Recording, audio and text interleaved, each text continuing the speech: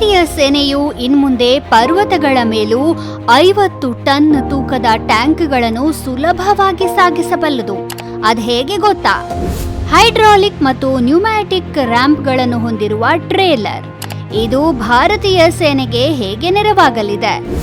212 super transporter ಟ್ರೇಲರ್ಗಳ deal ಭಾರತದ logistics ಬಲವನ್ನು ಎಷ್ಟರ ಮಟ್ಟಿಗೆ ಬದಲಾಯಿಸಲಿದೆ?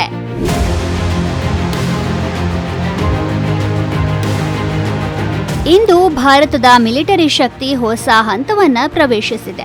ಹೆಚ್ಚುತ್ತಿರುವ ಪ್ರಾದೇಶಿಕ ಉದ್ವಿಗ್ನತೆಗಳು, ಚೀನಾದ ಆಕ್ರಮಣಕಾರಿ ಮಿಲಿಟರಿ ಚಟುವಟಿಕೆಗಳು ಮತ್ತು ಪಾಕಿಸ್ತಾನದ ಗಡಿಯಾಚೆಗಿನ ಪಿತೂರಿಗಳ ನಡುವೆ ಭಾರತವು ಈಗ ಸಂಪೂರ್ಣವಾಗಿ ಸ್ವಾವಲಂಬಿಯಾಗುತ್ತಿದೆ ಮತ್ತು ತನ್ನ ರಕ್ಷಣಾ ಸಾಮರ್ಥ್ಯಗಳನ್ನು ಹೆಚ್ಚಿಸಿಕೊಳ್ಳುತ್ತಿದೆ.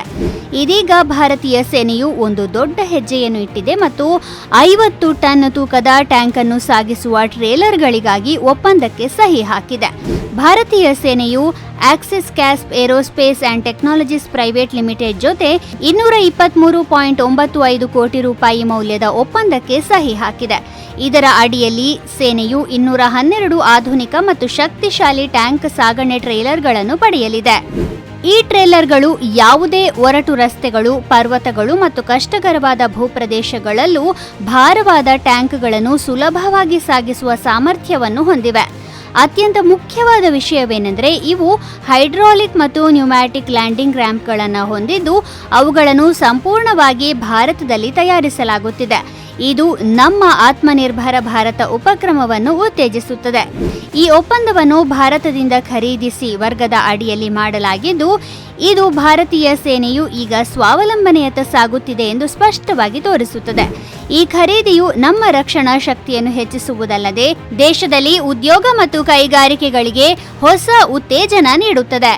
ಈ ಟ್ರೇಲರ್ಗಳನ್ನು ಕಾರ್ಯಾಚರಣೆಯ ಸಮಯದಲ್ಲಿ ಸೇನೆಯ ಲಾಜಿಸ್ಟಿಕ್ಸ್ ಮತ್ತು ಉಪಕರಣಗಳ ಸಾಗಣೆಯನ್ನು ಮತ್ತಷ್ಟು ಸುಧಾರಿಸಲು ಬಳಸಲಾಗುತ್ತದೆ. ಈ ಒಪ್ಪಂದವು ದೇಶೀಯ ಉತ್ಪಾದನೆಯನ್ನು ಹೆಚ್ಚಿಸುವುದರ ಜೊತೆಗೆ ಹೊಸ ಉದ್ಯೋಗಾವಕಾಶಗಳನ್ನು ಸೃಷ್ಟಿಸುತ್ತದೆ.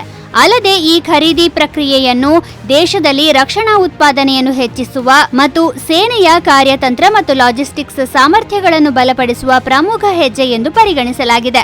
ಒಟ್ಟಿನಲ್ಲಿ ಈ ಒಪ್ಪಂದವು ಸ್ವಾವಲಂಬಿ ಭಾರತದ ಚಿಂತನೆ ಮತ್ತು ಸಂಕಲ್ಪದ ಸಂಕೇತವಾಗಿದೆ. ಭಾರತೀಯ ಸೇನೆಯು ಈಗ ತಂತ್ರಜ್ಞಾನ ಮತ್ತು ಬಲ ಎರಡರಲ್ಲೂ ಹಿಂದೆಂದಿಗಿಂತಲೂ ಹೆಚ್ಚು ಸಮರ್ಥವಾಗಿದೆ. ಸ್ಥಳೀಯ ಉತ್ಪಾದನೆ, ಬಲವಾದ ಲಾಜಿಸ್ಟಿಕ್ಸ್ ಮತ್ತು ಹೊಸ ಶಕ್ತಿಯೊಂದಿಗೆ ಸೇನೆಯು ಪ್ರತಿಯೊಂದು ಸವಾಲನ್ನು ಎದುರಿಸಲು ಸಿದ್ಧವಾಗಿದೆ.